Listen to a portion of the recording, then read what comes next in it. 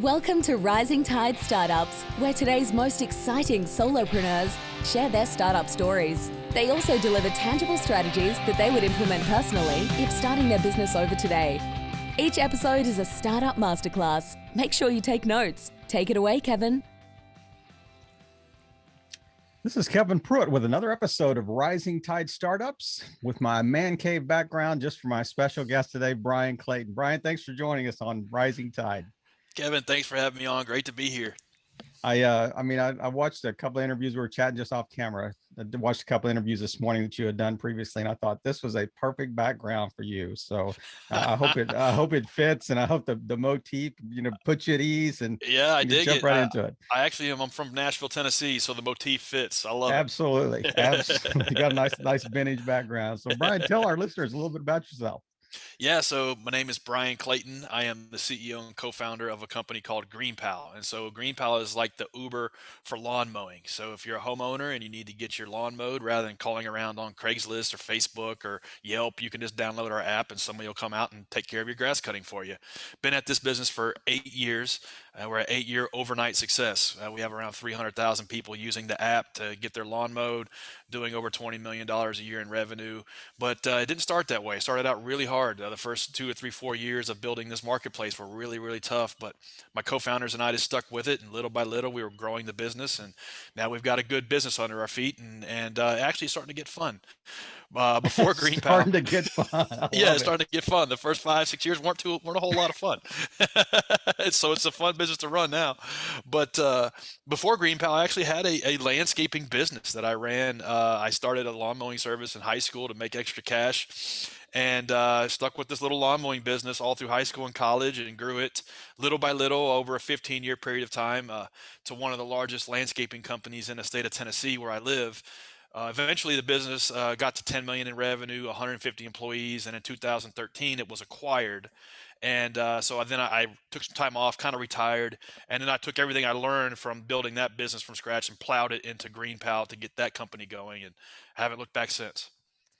So it's really interesting when I interview people and we're talking about their business, how often we're actually talking about a software service as much as we're talking about kind of the business itself. So I know that you had mentioned on another episode that you actually took kind of 2 cracks at this to kind of solve the software problem around GreenPal, and there was one that you tried to source locally and it didn't work out. Yeah, boy, you're bringing up bad, painful memories. Never start with the bad thing. No, it's something that everybody needs to hear. So when I built my first business, my landscaping company, it was very much a blue collar business, hand-to-hand combat in the trenches, laborers, trucks, lawnmowers. I had like 3 mechanics that worked for me in that company that turned wrenches. And so that was the type of business I knew. And I thought, well, I did well there, and that was really hard. And it was really difficult running all of, it was 150 problems every day. It was really, really difficult doing that. I don't want to do that again. I want to start an easy business. I want to start a software company. And boy, I didn't know what I didn't know. And I didn't know the first thing about how to build software, but I didn't think that would matter. And I thought, okay, well, recruited 2 co-founders, and we went to work, and we thought, okay, well, we can just pay somebody to build what we think this app should be, because I had the idea for the problem and the solution. I kind of knew how it needed to work, and I felt like if I could just explain it to somebody who could build a product, that just they go could build it. Yeah, just go build it.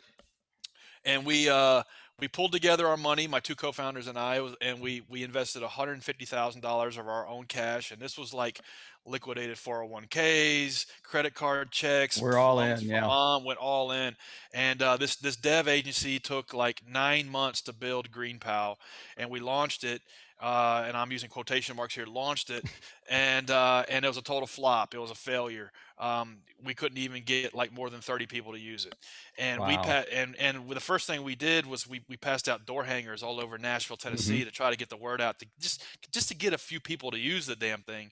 Because at the time we were reading a book called The Startup Owner's Manual by Steve Blank, and one of the main lessons of that book is to get out of the building and go talk to customers. Well, we didn't have any customers, so we needed some customers, so we got some, and And we would talk to these people, and like we'd hear the same disappointment over and over again. Like the service provider didn't show up, or they didn't know they didn't get any quotes, or the person quoted but they didn't know what they were quoting, or Mm, they had reviews or they didn't have reviews, or they showed up late, or they did a crappy job. I mean, just a million problems that can go yep. wrong. And we were like, wow, man, we really didn't know what we didn't know. It's going to take a lot more work on this product to get it to where we can deliver a consistent, predictable, and reliable experience. And we were quickly like humbled and confronted with the reality that in order to be in the tech business, we're going to have to learn how to build software. There's Yeah. just no Yeah. way around that. And so my co-founder went to a boot camp in Nashville, where I live. It's called Nashville Software School. It was a 7-month program. I learned how to become a front end engineer. Really terrible one, but just enough to be decent. And that took like 2 years, but we learned how to build software while we built the next version that we could iterate on top of. I mean, I love the idea of you talking about. So, I mean, all of us would have that assumption. I think that we say, okay, we know what the problem is. We even know what we think we know what the solution is. So just go build it. Go build a kind of a, that version online. But I've got to imagine that when you were thinking about building this, you're thinking, you know what, I just need to find 100,000 Bryan Claytons out there because I was reliable. I showed up. I did a good job. I was trustworthy. I had good reviews. I got good referrals, whatever. But finding 100,000, of yourself is much easier said than done. So, what did how did you kind of overcome that problem of finding good quality, trustworthy? I'm thinking Angie's List here. Right, Almost of right, lawn mowing. right. Yeah, couple of things there. So you know, trying to build a software app with no software experience is kind of like opening a restaurant, a 5-star restaurant with no chef. And so we learned I that love that lesson analogy. painfully. Yeah. And so we were learning how to build software, and then like, we're trying to solve the chicken and egg problem of getting service providers on the platform and getting homeowners on the platform at the Right. same time. And to your point, one thing that really baffled me, astounded me then and now, it's like it's just really difficult to find reliable service providers in Yeah. this industry, in pretty much every service-based industry. And so like the same problems that homeowners face were now just shifted to us. And so Yeah. and That's so right. we were trying to figure out like the technological solutions, the software solutions to solve those problems. And here we are 8 years later, and we're still making it better, cheaper, faster, more reliable, more Mhm. predictable. And so it's just one of those things that you don't know until you get in there. Steve Blank says that every business plan, no, I'm sorry, no business plan survives first contact with the customer. Yep. And so that was what it was for us. Like to your point, I genuinely believe that. I was like, well, I'm coming to the equation from a contractor mindset, and so I'm thinking, well, competition's fierce, and there's 1,000 competitors, and everybody's going after the business. We give them this product, they'll be glad to use it. They'll bid a great price, they'll show up on time, they'll give these people white glove service. None of that happened. Mhm. So we had to like figure out the software solutions to make all those things happen. So it looks like to me that you've almost got a problem with supply and demand because you've got if you have the top notch 5 stars lawn care people out there, they probably have more work than they know what to do with already. So why would they need to have this service? And then you're thinking, well, the people that actually would need my service, maybe they're a 3 star because they only cut a lawn and nobody ever asks them back. So we're just kind of trying to churn new customers all the time. So is there kind of an equilibrium point in those two kind of extremes I described?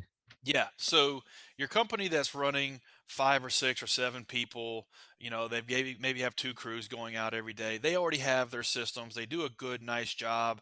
And so they're not the best fit service provider for somebody who just has a $28 lawn mowing and they want it mowed every 2 weeks. Yep. So it's like that person, it's like pulling teeth for them to get anybody to take care of them because they only spend like $600 or $700 a year on their lawn Right. maintenance. That's where our product comes in. Yep. Our product comes in and makes it dead simple for that person to hire the person who's only mowing 10 yards but wants to do 200 and doesn't have a marketing budget, doesn't have a receptionist, doesn't Right. have an online presence, doesn't have any kind of reviews. You don't know, like we enable that homeowner that just wants a basic level of service to hire that best fit solopreneur right off the shelf. And the lawn mowing business is, it's interesting. Like I do a lot of interviews, and a lot of people say, my first business was a grass cutting service. And so it's like the lawn mowing business is like the gateway drug to business ownership, because it's such low barriers to entry. And so, but one thing that happens is like we're not taught in high school or college how to run a small business. You're not taught things like customer service, showing up on time, pricing fairly, making sure that you look presentable, you wear uniforms, and that you like take pride in the appearance of how your business looks to the customer. Like all of these things we're not taught.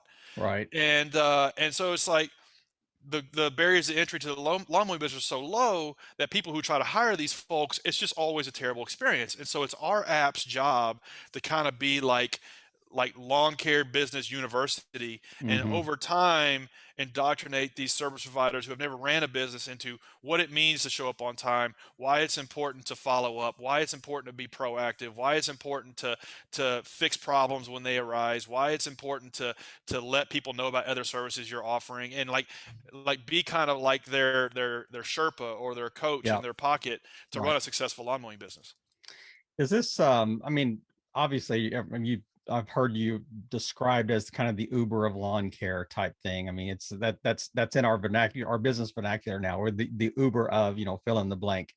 But I would think this would be applicable to just about any service, business out there that is kind of a repetitive, I need somebody to come out and do something for me, that type of thing, maybe even online. Yeah, it's a great point. So the Uber for lawn care is a great way to, like, in 2 seconds you kind of get what we do. Yeah. But the analogy breaks down a little bit in terms of Uber treats their drivers like fungible commodities. You really don't care who takes you to the airport, Right. so long as you get there, they don't crash. But for us, when a homeowner hires a service provider, they want the same person to come out every week. You want to Yep. develop that relationship. So it's like it's our job to facilitate that match, and then make the whole thing run smoothly for as long as you live in your home. And so that's kind of where the analogy breaks down a bit. But to your point, we're like in minute one of day one of, the remote control for your life. You should be able to push a button and get anything you need done. Yep. We're like in the first inning. Yep. You can push a button and get Thai food delivered in less than 30 minutes. You can push a button and get a car to pick you up. You can push a button and get your grass cut. And there's a bunch of other stuff. But like to your point, you can't push a button and have a plumber show up in 10 minutes or 30 minutes. Yep. And so it's like for us, we're focused on one thing, the lawn care industry, like Hmm. making that really easy.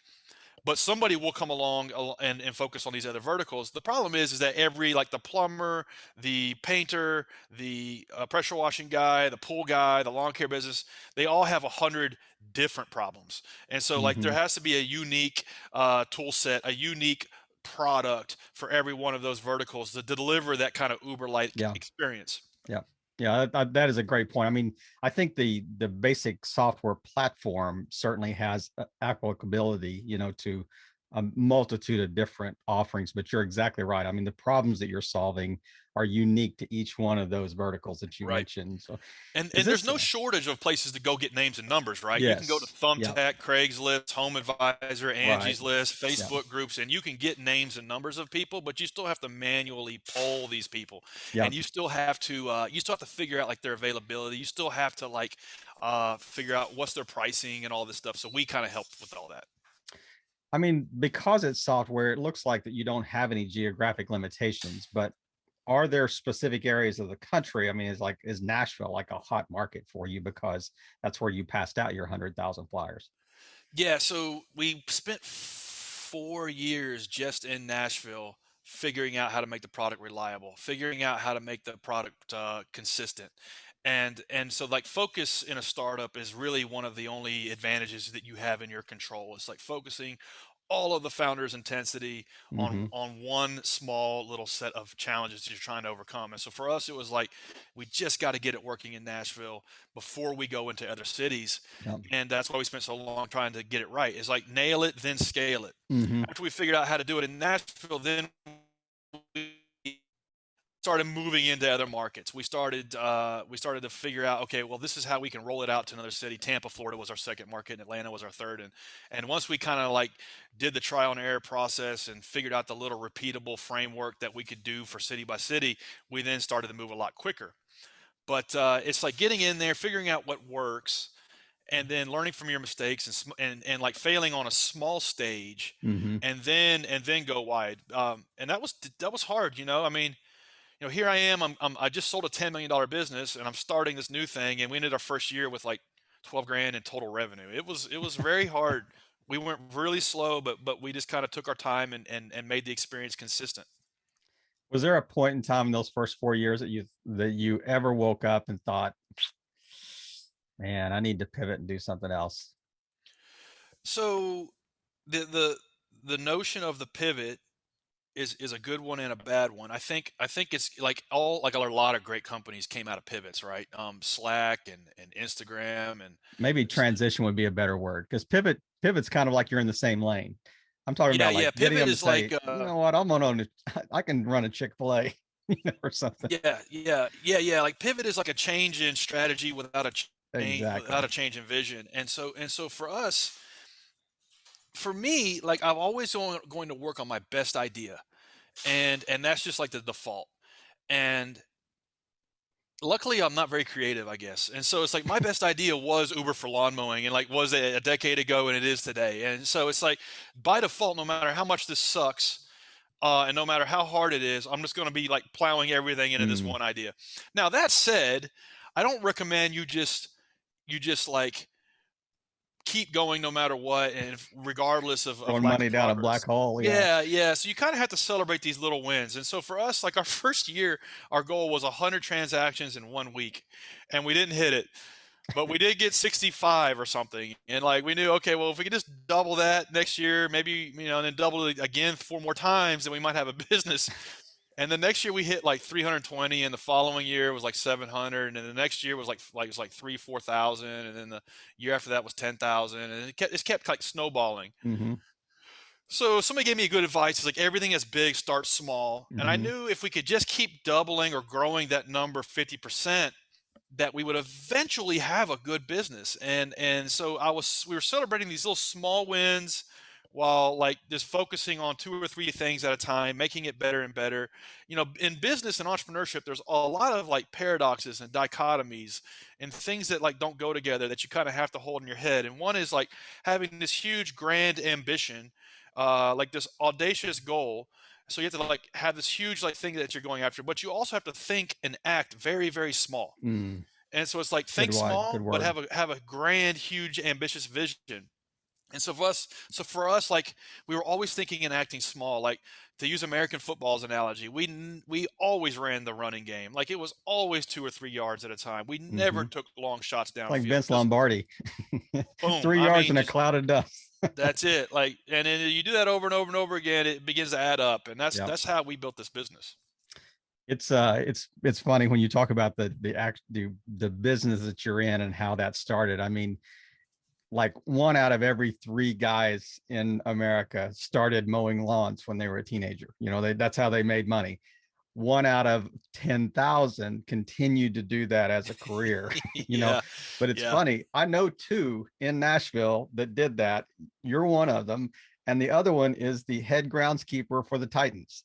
fantastic. So he started in Missouri, where I'm from, and a friend of his. I mean, he was mowing. He had a service that was mowing 100 lawns a week, at one time, and he just ended up, kind of parlaying that into something else and something else, and ended up working with the Royals, and then he went to Carolina, and now he's the groundskeeper there. And is it the Toyota Stadium or Nissan Stadium? I mean, Nissan, Nissan, yeah. yeah.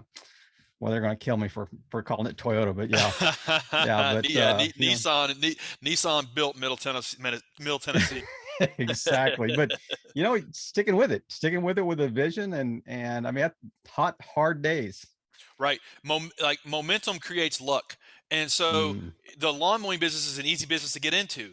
And if you get in there and get your first 10, 20, 100 customers, and get 100K in revenue, well, then you have options to do other things. You don't have to go spend 15 years in the landscaping business like I did. You can do all kinds of other things, but at least you got started. I coach entrepreneurs and business owners for free in Nashville where I live as a hobby. And one thing I always hear is like, I can't get started because I don't have capital or I don't have access to capital. Well, it's like, okay, well, tell me about your business idea. Well, I want to build like this new concept for a new bowling alley, and like it's going to take $10 million to build it, and I don't have that money, so therefore I can't get started. This is a story I heard about 2 weeks ago, and I thought, okay, that's cool, and yeah, I love the idea, great, but maybe we spend 5 years in a smaller business that you can get started, Mhm. like a construction company or a home Right. remodeling business or a pressure washing business or a lawn Yeah. care business. Let's get 5 years in that, Make snow and you cones out of a trailer. Yeah, sell hot dogs. that's right. I know a guy with 3 hot dog stands downtown Nashville. He makes like 300 grand a year. Mm, Um, and let's put like 50 or 100K in the bank. Let's get a business plan against that track record. Then you can pitch to investors. yeah. But the thing is, like few people like want to be seen at the bottom, and they let that like stop them from getting started. So I mean, if you want it bad enough, you'll go cut grass, and you'll figure it out. I mean, just a perfect analogy. I had a guy come to the house the other day to do some electrical work for me, and I said, hey, what's your background? How'd you get into this? He said, actually, he said my degree's in English. He said I Oh, was that's great. headed to be like an English professor, and he said, I thought, why in the world would I do that and make a third of what I can make, just fixing, wiring problems on houses? And he said, I've got more work than I know what to do with, and I'm Yep. turning stuff down, and I can set my own schedule, and I enjoy what I'm doing. And I And thought, what a perfect it's not example. like a win-lose, it's a win-win. He's winning, his No customers doubt winning. about it. If he has helpers, they're winning, his suppliers are winning, Yep. everybody's winning. Like you look at the any prosperous town or city, small business is winning. And like that's just awesome, man. Like I went through the same thing when I went to the college for business. I had to make a decision. Was I gonna stick with this lawn mowing business Yep. and or go in the job market and take a pay cut? Take a huge, that's I didn't right. like I didn't really want to be a lawn And then guy my somebody whole else tell life. you what to do all day. Yeah, so luckily it worked out for me. I wouldn't have amounted to much had I not gone the business route. So it worked Yeah, out for me. absolutely. I mean, it sounds like to me that you were kind of wired as an entrepreneur anyway from Day the one, beginning, yeah, I learned really early and at a young age that I didn't have to hassle my parents for money if I just went out and mowed yards in the neighborhood. And man, I've never looked back since. Thank God, my dad forced me to go mow my neighbor's yard on a hot summer day because there's no Yep. telling how my life would have been different. I mean, hey, small beginnings, right? Yep, Small beginnings. exactly. So what are some lessons that you think you've learned in the last, say, 10 years or so, running this, or 8 years, or however long it's been, that this is GreenPal? GreenPal was started what year again? 2013. So 2000, we're talking probably eight year run here. So what are some real, other than, we'll ignore the software issue that happened early, but what are some other things that were, are really tangible lessons that you can kind of pull out and you'd say, this really would apply to about any business, but Yeah, specifically these are lessons I learned. really tactical.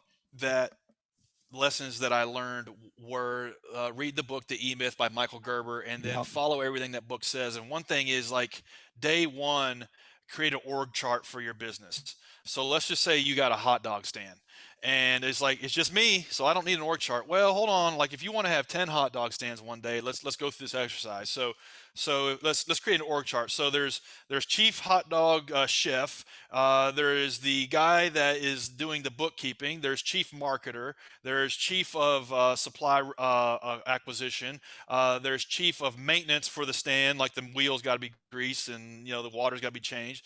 There is a chief of R&D, like how do I make the best damn hot dog on Broadway. Mm. There is a chief of customer satisfaction. Maybe we get email addresses and give coupons out and see if people like our hot dogs. There's all these different roles, and I just named 12, and there's probably like 30. Yep. And like it's going to be your name on all of these roles. Day one, just bought the hot dog stand, but as time goes on, you can peel your name off some of these roles. So Mm. maybe the first one is you want to go have 2 hot dog stands, so now you need to hire another technician. Well, it's not just as easy as hiring another technician. You need a training process. Yep. You need a standards manual. You need a procedure. You need like a way to follow up and make sure that they're doing a good job. So it's like just that one little thing forces you to go through the exercise of creating these processes to hire that one person. And so going through the exercise of proactively creating this org chart makes it to where you can then proactively build out a business, because there's a big thing that people don't really understand. There's a gap between owning a business and being self-employed, Mhm. and a lot of people don't really know the difference until it's too late. And so you want to create a business day one. Let's set this thing up to scale, and that's how you do it. The second thing I learned is when you're building out this org chart and you're like, well, I'm just running a hot dog stand here. I did 50 grand in revenue total last year. I can't afford a full-time marketer. That's cool, but still these days you can hire a marketer for an hour a month. Mm. It's okay. Like fractionally hire the best person, like the best CPA, the best legal person, the best marketing person, the best person to maybe help you think through some of the recipes, and hire them for an hourly basis for what you can afford on a weekly or monthly basis, rather than waiting until you can afford them full time. And so those two things of like going through the exercise of how am I going to build out this organization from 1 to 10 to 100 people over a 10-year period of time, and then slowly ease into putting different names on these roles through a fractional basis is what I have learned in the last 10 years of business. I mean, that is such great advice. I mean, and the whole basic premise of the E-Myth talk is about working on your business instead of in it, because if you continue to work in it, you're actually just an employee of 10,000 bosses, That's right. out there for sure. But And then you got 20 people doing the same thing. Nobody knows who's responsible for yeah. what. And it's just organized chaos every day. And then you look at the bank account and you can't make payroll. So you started this with two other owners or two other partners initially. So how did you kind of divvy up the roles and decide who's going to do what, and how has that worked? Because you've heard horror stories about partners thinking, well, actually I'm doing 70% of the work and they're only doing 30% of the work, and then we're splitting this 50-50, and it doesn't seem fair, and how do we fix this, and what Yeah, the how do you co-founder navigate that? dynamics are there's a few things that kill most software startups. It's screwing up the co-founder thing, not thinking through marketing, and lack of sales, and building a product nobody wants. That's usually what kills startups. And so the co-founder thing is like, I see people, they have an idea and they want to start a business or start a startup, and their first inclination is, oh, I need to rush out and go get a co-founder. And like my advice is like really think through that. Try to go it alone first, Mhm. and then if you find like your soulmate for a co-founder, then get married. But you really have to think about the co-founder relationship in the context of a marriage, because that's more like what it's going to be. Good Because if the analogy. if Yeah. the business is successful, or even if it's not successful, you're going to be spending more time with this person than you do your actual spouse. You're going to be It's six, true. 7 days a week, Yeah. 13 hours a day for the first 3 to 5 years. And you're going to have to go through hell with this person. So don't start a Mhm. business that you can't see yourself going through hell with, because it's not going to be good. Like just assume that it's going to be difficult, and you're going to have to go through hell with them. And the third thing is like Paul Graham says, you need to find, if you're starting a software business, a hacker and a hustler, and that's ideal. Somebody who can drive the business forward and somebody who can execute the technology side of it. But that's really really hard to find those two dynamics of people, particularly like if you're in a place like I am, Nashville, Tennessee. We're not really a hotbed for software entrepreneurs. Not yet. Yeah, It's not headed yet. that Maybe. way. That's right. Yeah, yeah. Give us a little bit, but yeah. So so for me, I got extremely lucky. So I don't want to like just espouse the advice of, yeah, go get two co-founders and go to work, Hmm. because I got really really lucky. I found two people. What I was optimizing for was I was looking for people who just had a chip on their shoulder. They wanted to do something great with their life. They wanted to create a breakout product. They were pissed off at the status quo of Mm. where their life was. They both of them were working at Dell Computer. They hated cubicle life. And so they just wanted to do something different, and they were willing to do whatever it took to be successful. That was it, and I could trust them. Yep. So I was like, if I have all that, then we can figure out everything else. So it worked out for me, but it doesn't always work out that way. So my advice is like give pause, like really think through the co-founder relationship, maybe date for a while, maybe pay Hmm. them as a contractor. If they really want to That's good co-found the advice. Yeah. business with you, they will earn their way in. And then make it official. Like that's my advice, because you're right. A lot of times there's animosity. You're not picking up your Hmm. fair share, or I don't really want to work this hard, or I thought you said it was going to be 2 years. Yeah. We're 2 years in and we haven't made any money. What's going on? And then they leave, and then you got all this debt equity. Yep. So yeah, that's my advice. So how have you seen COVID affect your service? I mean, I mean, people still need their lawns mowed. It's an outside, kind of service. So have you seen any impact from COVID? So when COVID set in, I guess about a year ago, we were scared because we thought, oh shoot, everybody's gonna be broke. Everybody's gonna try to cut their own grass Hmm. or They're home whatever. anyway. Yeah. Yeah, they're home anyway. And what we actually saw was like a 20 or 30% increase beyond what we believed we were going to do that year for a couple of reasons. Um, like Uber Eats, DoorDash, Postmates, Instacart, Amazon Prime, all of these like interfaces like to get things done in the real world had banner years. And so Yep. we kind of rode that tailwind in terms Hmm. of like of accelerating the adoption of people using an app to do things in their day-to-day lives. Yeah. Because to this day, our biggest competitor is the status quo. Um, we're 10 times easier, cheaper, faster, more convenient to get your grass cut than any other way in the world if you live in the United States. And so but people still do it the old way. They still, just like people still, go grocery shopping and like schlep through the aisles. And Yep. when, for another $10, somebody would do that for you. And so like the adoption of these types of services, these types of apps accelerated tremendously in 2020. And that helped us actually. So we got lucky. It wasn't anything that we did particularly. Like we just got flat out lucky.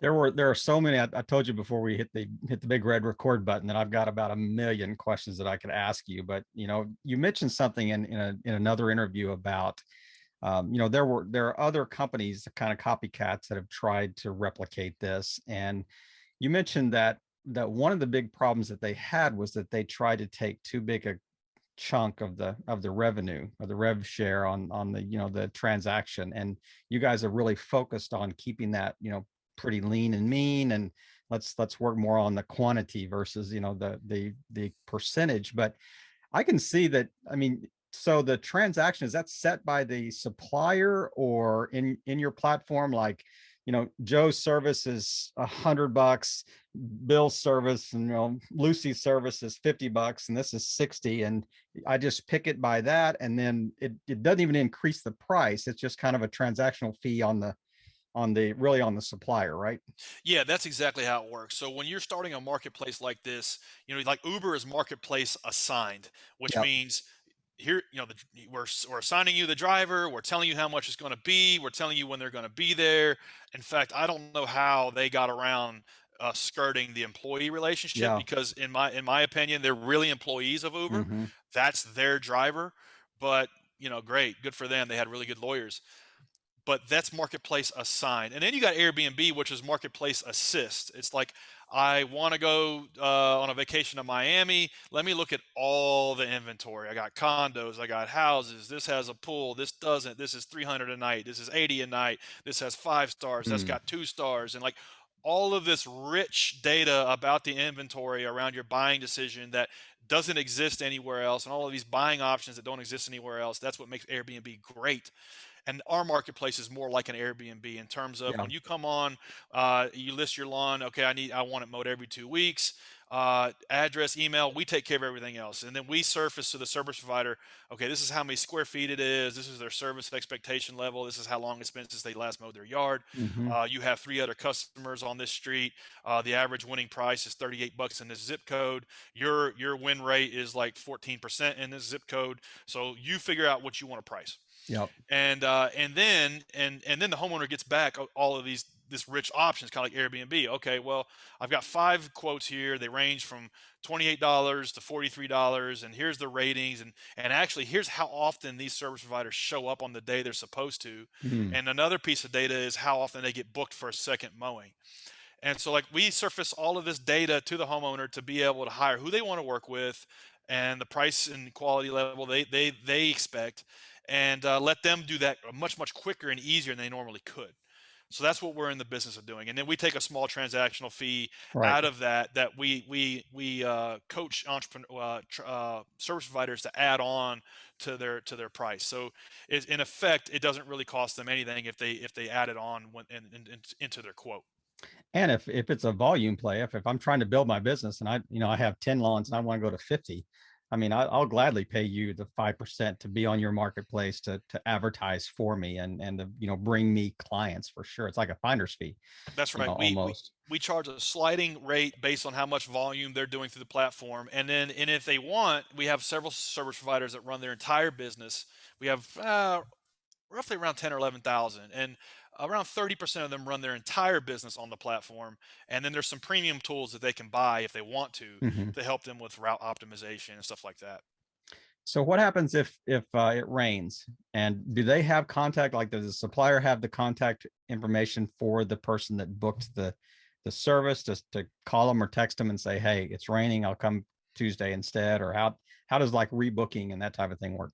Yeah, we build the software tools to make those things happen smoother. So if it rains, it's the service provider's job to go on to their dashboard and just push to reschedule to the next day. That way the Mhm. homeowner's in the loop, they know, and then it's all populated on their dashboard, and they know how many lawns they have to do, and it's all taken care of and what they got to do on a daily basis. If there's a service quality issue, we want the service provider and the homeowner to work that out directly. We're not in the landscaping business. Yep. We're not the lawn mowing service. We're not the we don't these people aren't our contractors, they're not our employees. We Right. make the whole thing run smoother through software in this marketplace, and we don't want to be in the business of, okay, he didn't blow off the back patio, hold on, let me call Joe's lawn service. Hey Joe, Mrs. Smith out there, and Sure. he said you didn't blow off the back patio again, and I know it's been 4 times, and I know she's very unreasonable. I know, like we didn't want to be in that business. But do you let the suppliers know though when you do have those types of That's right. customer complaints? Just say, here, this feedback we got. We're just letting you know. That's In right. the Well, inside of the dashboard for the homeowner, they can push a button, and it automatically texts the service provider, and so Oh, then they great. communicate Yeah. directly. But if like, hey, if you're not happy, you can push a button, get quotes again, and then we have a little pop up that captures. Okay, well, why are you getting quotes again? Well, he flaked on me, or Yep. he didn't. He just doesn't do a good job, or he increased his price and I didn't like it. And so we collect that data, and then we make better decisions about who we surface to consumers and who we downgrade or even demote and expel out of the platform, which protects a consistent, nice, Right. convenient experience for homeowners. Yeah. I mean, that you see, you're so good. You're preempting my questions now. You're answering before I ask, because I was going to say, this guy keeps getting 2-star reviews or whatever. You're going to go, sorry, you can't play anymore. Absolutely. In fact, we are constantly flushing out the bottom 10%. Mm, It's kind of like I read a book, Jack Welch, how he built GE, and that's what they did. The bottom 10% of their 20,000, 100,000 employees, they flushed out every year. And so it's not that these people are employees, but if you're at the bottom 10% of 20,000 service providers, you're just not good. You're not. Maybe you shouldn't be in business for yourself. You're not really giving it your all. This isn't that hard. I mean, yeah, lawn business is hard. All business is hard, but like, just show up. And yeah. if you're not willing to do that, then you're not suited to be a user of this platform. So what's your vision for the next, say, 3 to 5 years? What do you want this to be? We've come a long, long, long way, and it's easy to look back and like, oh shoot, we got several 100,000 people using this thing. Remember when we were passing out door flyers, and Remember we like, had 6 yeah, we had and we knew all of them. ooh, we That's had right. 3 people sign up today. Like that was literally how it was going. So you want to look back like, wow, look how far we come. But I can promise you, it never feels that way.